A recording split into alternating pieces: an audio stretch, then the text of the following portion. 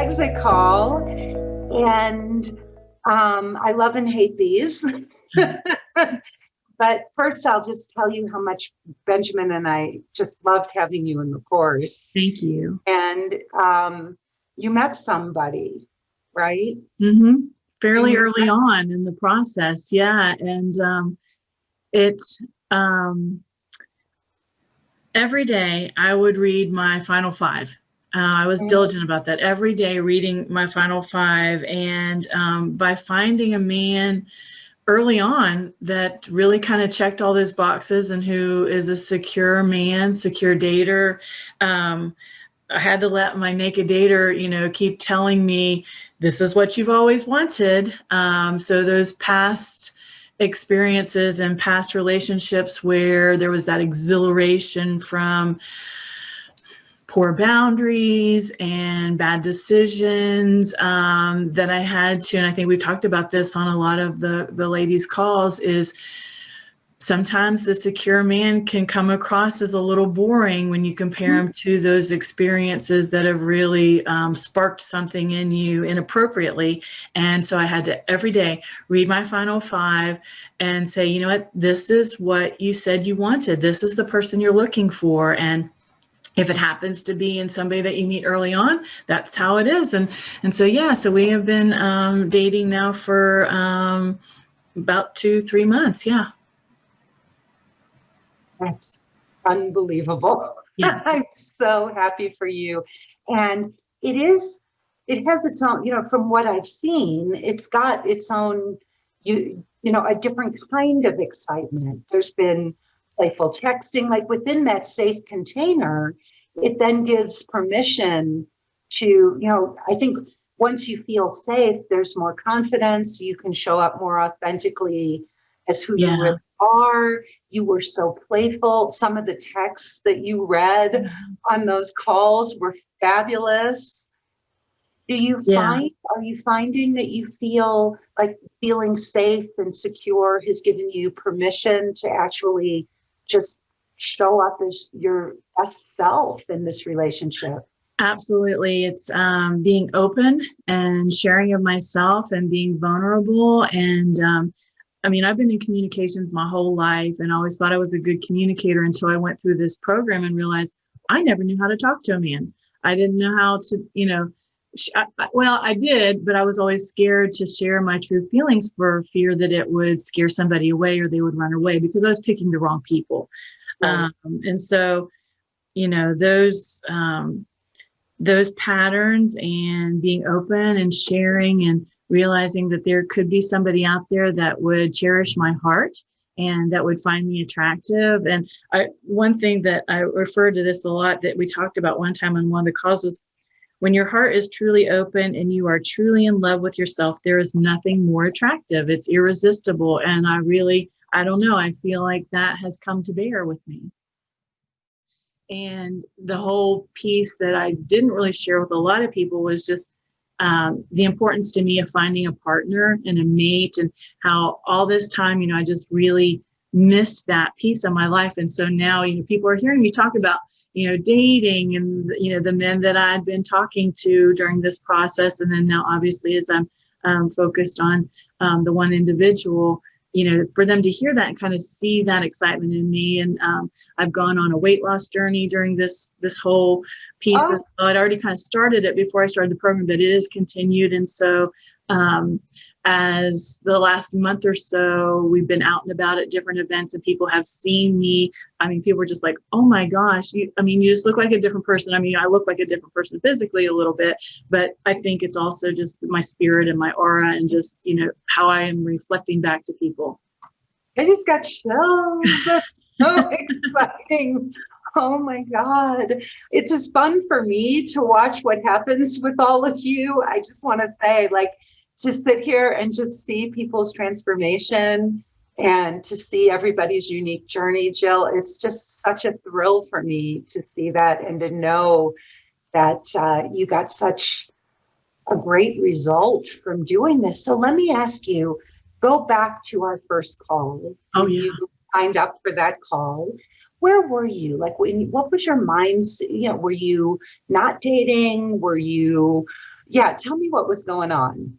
Yeah. So when I first signed up for the program, the Naked Dater program, I was not dating. I just had not been a dater in the past. I had intercepted with men, just either personal friends that I had, been around, and our boundaries had broken, and it had developed into something inappropriate sometimes.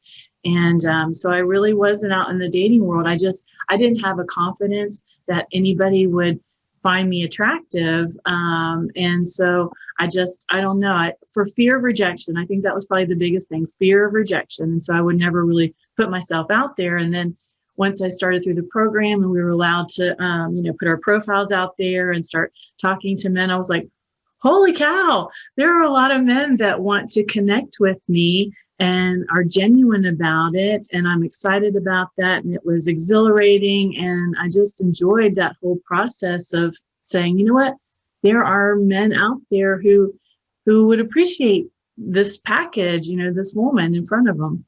Quite a few. And can I ask you, had you ever dated online before? No. So this was a whole new thing for me. Online dating was brand new as part of this process. And I've been on, I think probably six men that I went on dates with, or connected, and then a couple others, probably about 3 or 4 that I also connected with, but we never had a first date. And then have obviously been on several dates with Bert, the one gentleman.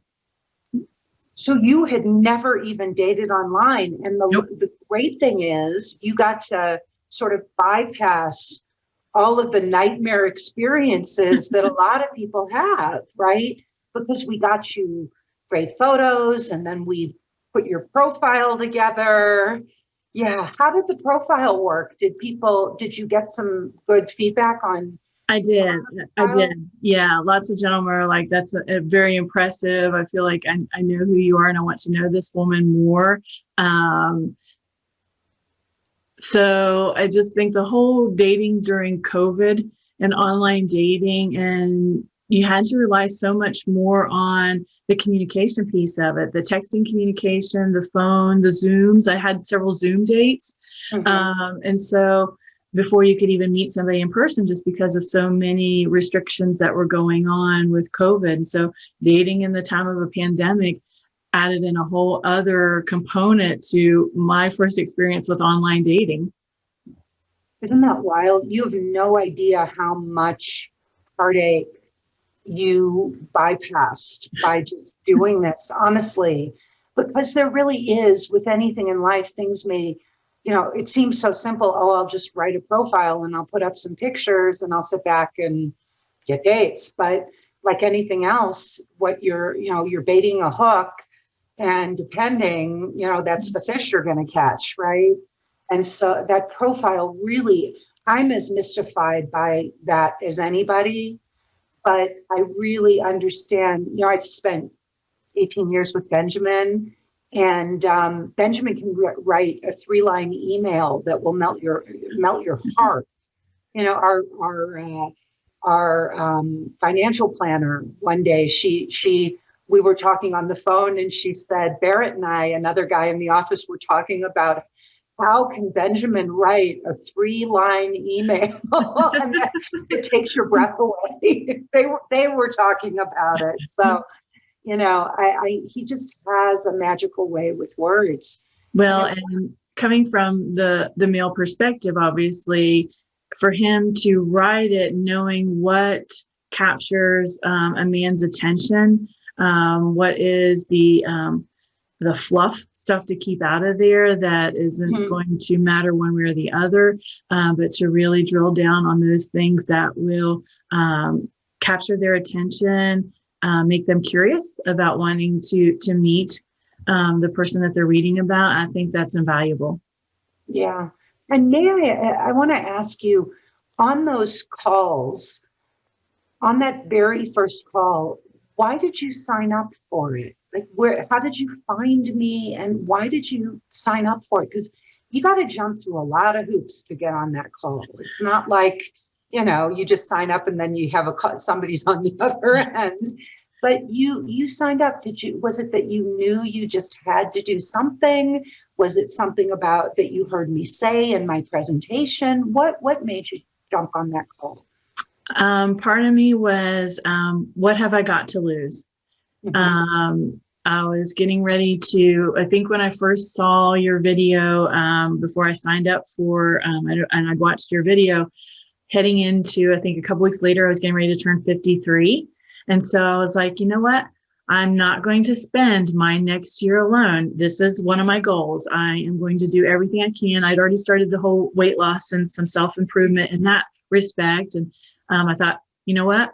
I have to do this. I am not ending 2021 single and alone without at least trying. I mean, I can end up single and alone. We never, I'll restart the whole process again if I have to. And I have a great understanding and acceptance of that. But I just at that point in time said, I am not going to hit my 53rd birthday or my 54th birthday and not have at least tried. And so that's how I started that process. And so, yeah, it took a lot of probably convincing of myself just to press the button and say, go forward and do it and put yourself out there. But I thought, what do I have to lose? What do I have to lose? I have 12 more months that I can sit and go, I'm so jealous of my married friends. I wish I had a built-in date. I just can't believe I've got my whole life organized, but I can't find a mate. Right. It's heartbreaking. And so many. Yeah, it was. Really heartbreaking to feel so many people love you. You've got wonderful friends. You're successful in your career. And the one thing you can't do is attract a man into your life. Yes, ma'am. Yeah, it's heartbreaking.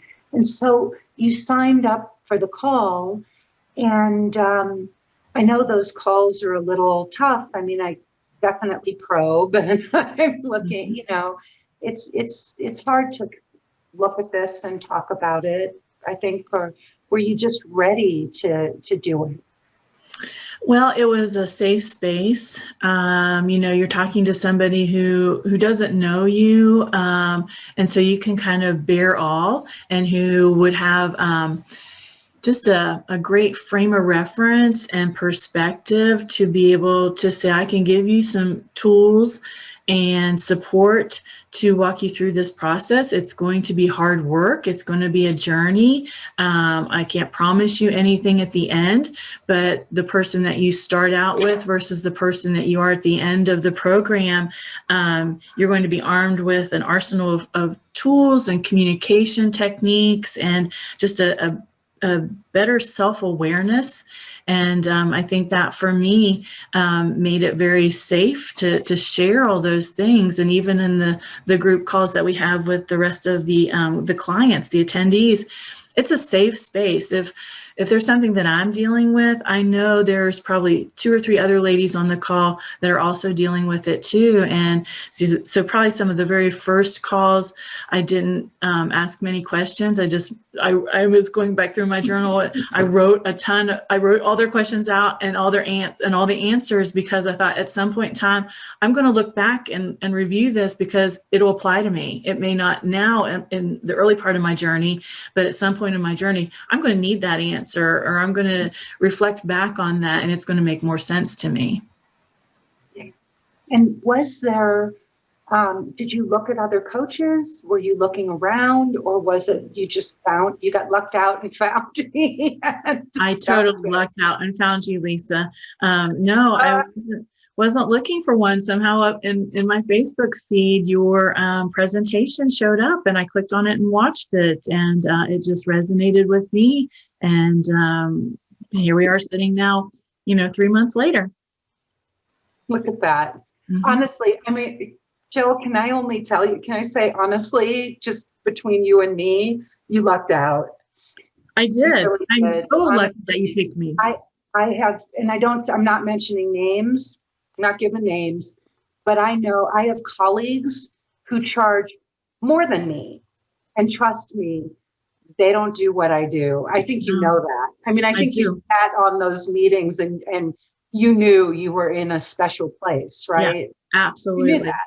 You could tell that you were in a very special place, and few people, I mean, just could deliver what Benjamin, just seeing the two of us together and having that experience. Was that helpful as well, having Benjamin on the calls? Oh, absolutely. To have the male perspective. It was off-putting at first. I was like, oh, her husband's going to be sitting in listening to all these things that we're going to share about ourselves. But he's just so genuine. And I didn't read after probably the very first one, or probably 10 minutes into the first call, I was just like, yeah, that's a good thing. He's going to have a great perspective and share things. And yeah, probably reflecting back, obviously, I'm here on the East Coast, and I know a lot of the women that participate are in big metropolitan areas and on the West Coast. And that was probably one of my concerns, too, just to think there may not be a pool of men, that like some of the women have, that are in, California and in LA, the LA area and stuff that participate in the program. So I was kind of a little concerned about that, but that was very, very quickly dismissed as I got online and started connecting with men. Yeah. And by the way, if somebody's blocked and their heart isn't open and they're repeating patterns, it doesn't matter how many men they're surrounded by. It just doesn't. It doesn't make a difference. So, I've seen women, and I've had clients in the most unlikely circumstances meet men and find fabulous partners. So, yeah, when their hearts are open and they're ready, they bring it into their lives. It's kind of crazy. Oh, I truly believe about the universe, and we talked about the stackers, and the universe opens up because in the last couple of weeks since you and Benjamin had suggested, with Bert that that he's really leaning in, that he is really one that I need to be focused on. It's like the universe knows, and suddenly all the other gentlemen that I'd been on dates with or talking to, they have disappeared. I haven't even sent them the whole "I've met somebody, I need to focus on him" yet text. I was going to do that kind of this weekend. But it's like the universe knows. I really, truly believe that, because it knows that this is where my heart needs to focus at this point in time. Yeah, this is just thrilling. It is thrilling, Jill. And I think you met your guy, like from everything you've described, and, just the way he's so responsive to you and how well you click, just listening to the messages back and forth. I mean, there's a way that you just know, like sitting in my seat, I can tell when people have met their person. You can just, like with Jane or you or Anne. And there's also, if you notice, I mean, one of you may be a little more bubbly and one of you may be a little more low key, but there's an energy in all three of you. If you notice, there is an energy in you, in Anne, and in Jane. And I would even put the three of you as friends, Anne and I connect a lot outside of, we text and connect a lot. And so I've loved that for her. Yeah, early on in meeting him, even though I was still being true to the process and still talking to other men and going on dates with other men, even early on when I first met him, in my mind, I was thinking, and probably said out loud to somebody, I'm going to be a fool to let this one get away. Yeah, I mean, I said that probably several times, and then over the last couple of weeks, I'm in my mind, I'm like, I'm going to marry this man. I'm going to marry this man. I have no doubt in my mind. Oh, yeah. Unless I don't know. There'd have to be like a wild card, right? Yes. Yeah. He's very special. Oh, and he obviously thinks I'm very special. And you are. There's no question about it. Yeah. There's no question.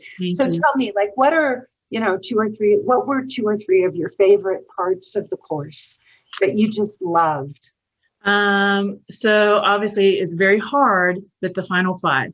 Yeah. I think that to me, it was a great exercise to go through. It forced you to be very reflective about your past relationships, what you loved about them, which was, good to reflect back on the positive things about relationships, and obviously the things that were hurtful or not helpful in those relationships were good. And then seeing patterns and circling those and saying, okay, what role did I play in accepting that type of person into my life, and how do I need to change myself and find a person that's kind of the opposite of this? And so identifying those final five, I think was one of the best things for me that I could go through. So, yeah. And it just clarifies, like it takes your whole history, and it's tough. You have to go back and look at all those relationships and all, but it takes your whole relationship history, puts it in perspective. And then it's almost like a sauce. It reduces it down to the 5 things you want that are going to break those patterns, and the 5 things you're going to have to change in yourself in order to attract that. Yeah, absolutely. Yeah. Sorry. It makes me a little emotional just because, kind of the whole process of going through it. So I apologize. So and I think the whole fun with text exercise. Yeah, I mean, obviously, you know me, I'm already flirty and stuff, and, like to play with words a lot and be ornery a little bit. And that has gotten me in trouble in the past, being a little too ornery, too quick in a relationship. And then John would think, oh, that's what she's in here for, and what I can, where I can go in this relationship. And so, having fun with the text, I think that was a great module. I loved that one. It was a fun exercise. And then, I think the whole communication piece of it was some of the stuff that we're getting into in module 7 about the rejection and how to deal with that. I think is very helpful. Yeah. Good. And what about the group calls? Love the group calls. I hate that I could only do the Thursday nights, but I would try to go back and watch several of the Tuesdays as time allowed, but I loved that. And so for me, actually, Rita and I were talking about that this week because I had my last call with her. One of the first calls, 1 or 2 of the first calls that I joined in, listening to some of the other women, I don't know, maybe I missed this when you explained it. I was like, if these women just joined as well, wow, they are so far ahead in figuring things out, and they're already starting to talk to guys. And I thought we weren't supposed to talk to men for the first 3 or 4 weeks. It was a little bit later, probably in the first call, I realized, oh, we just hop on these calls whenever we join the program. There are already women that are, 6, 7 weeks into the program. And so, I had a light bulb moment there to figure that out. And so, I love these women, connecting with them, the friendships that I've developed. Yeah, no, Lisa, thank you so much. This has been a tremendous, obviously, investment that I made in myself and in my future. And yes, I hope to be able to positively report at the end, before I turn 54, that during my 53rd year, that the goals that I had to strive to, that I have met, I hope. Working for it. You going out and creating the life you want for yourself. Yeah. And following your heart, like signing up for the course, coming on the call. I mean, those are, big steps, but also listening to your intuition. A lot of women come on those calls, Jill, and they're like, well, I haven't talked to other coaches, and I got to do, they find all these reasons or whatever. And you listen to your heart, you followed your intuition, it seems like it felt right, which is wonderful. You liked my presentation, and it felt, obviously, you came on the call and, oh, she's the same person on the, she's on the presentation as she is on the call. And, and you did it. May I ask you, when I get to the investment, most of the time people don't know what to expect.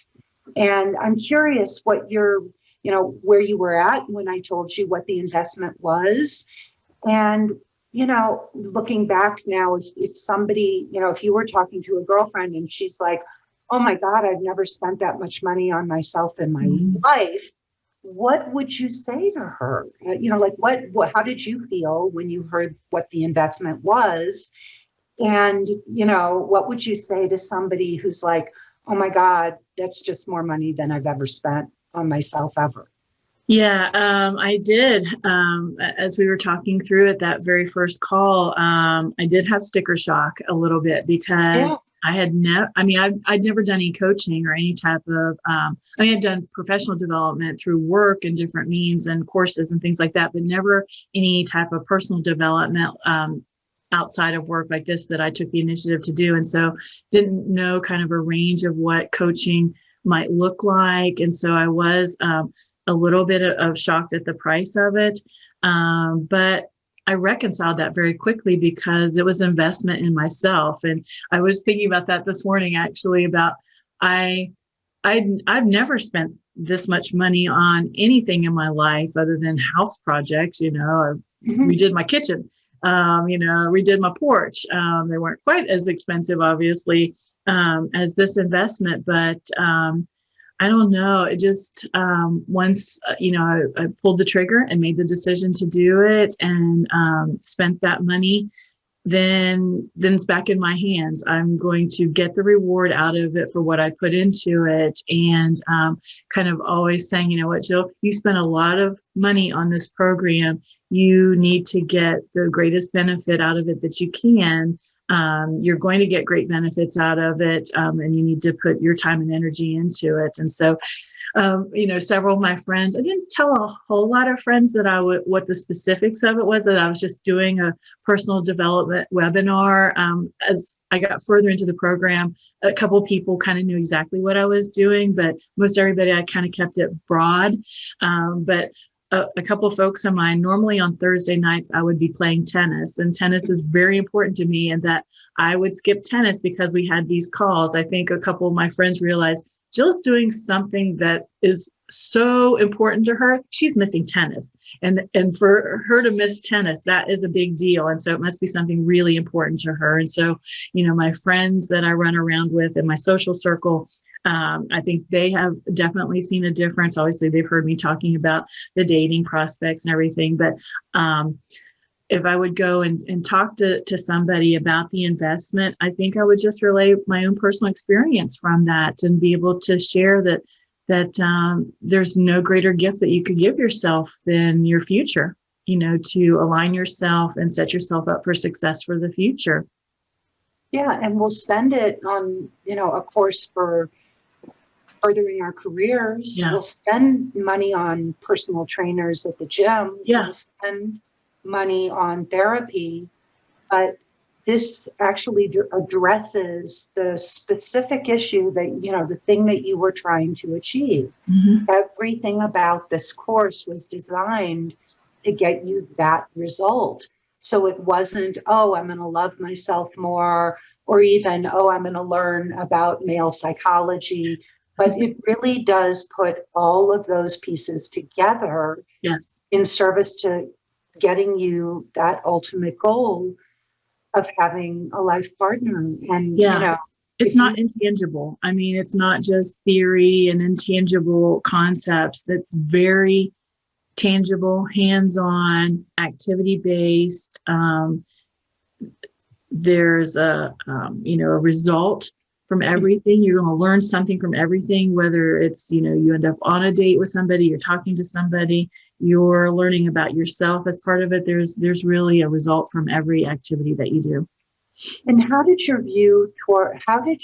your view of men shift? Because that's a major paradigm shift that I'm really trying to facilitate. I don't always do everything directly in the course. Some of these things, come about by watching Benjamin and me together, listening to why men are the way they are. There's a number of things in the course, but I'm curious how your perception of men shifted. 180 degrees. So I think my mindset going into this was, I was sure that there were some good men out there. They were probably already all married or taken. And all of the rest of the men, or I don't want to say rest of the men, because I just felt that there were a lot of men that their sole focus was sex. Mm-hmm. And in relationships, they cheat, and that they would do anything, to have as much sex as possible with as many women as possible. And I hate that they had that mindset. That's kind of from growing up in my family life and stuff like that. But so I now know not every man is like that. No, there are really good men out there. And so stripping that away and not having any expectations, just knowing that that's another human being that I'm talking to. I'm another human being that they're talking to. And just to realize that, no, I need to not walk into it with that mindset and kind of a clean, fresh slate, and that there are really good men out there. And they have backgrounds, they have pasts. I have a past, but that's made them who they are. It's made me who I am. And going forward, finding out about that person, honestly and talking. So yeah, I think for me, realizing there are good men out there. I mean, there are still some really kind of squirrely guys on online dating. They're still out there, but you're very quickly given the tools or able to kind of sort those out and separate yourself from those individuals quickly. Yeah.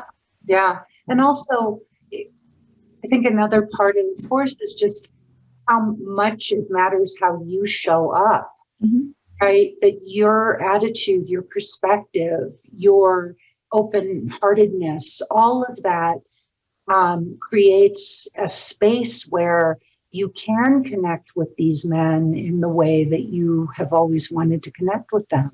Yeah, to know that men can really have deep conversations. I think that was probably one of the early eye openers for me with a couple of men that I had started talking to early on in the process on the phone. And, they would say, I've never told anybody this story, or I can't believe I'm actually saying these things out loud.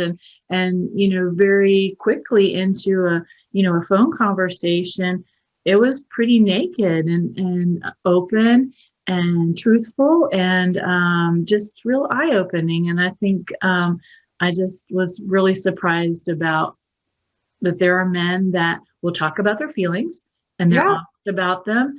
And they want to know it's a safe place for them to share their feelings as well, and know that it is received with an open heart, and that you're going to be honest and share back with them. And so, yep, that was men. Who knew? For you, now that you're part in your life. Yeah, obviously, I love the connection. I love knowing that somebody's thinking about me the first thing when they wake up in the morning, and the last thing when he goes to bed, and throughout the day. And we connect a lot via text, and we try and call at least once a day, normally in the evening before going to bed. And and laugh. Oh my gosh, we laugh a lot, and so that's really important. It's amazing just to know that there's somebody out there who, he tells me all the time how lucky he is and how beautiful I am and smart, and I'm so work oriented. He's retired. And so just amazing the things that he tells me. And I'm just like, wow. And he's not shy about telling me these things. And he probably goes overload every once in a while, but I always tell him I'm flattered, and find the most attractive thing that I can then, share with him, about what he means to me. And I tell him all the time how lucky I am that he moved back to West Virginia. And, only regret is that we didn't find each other quicker in life.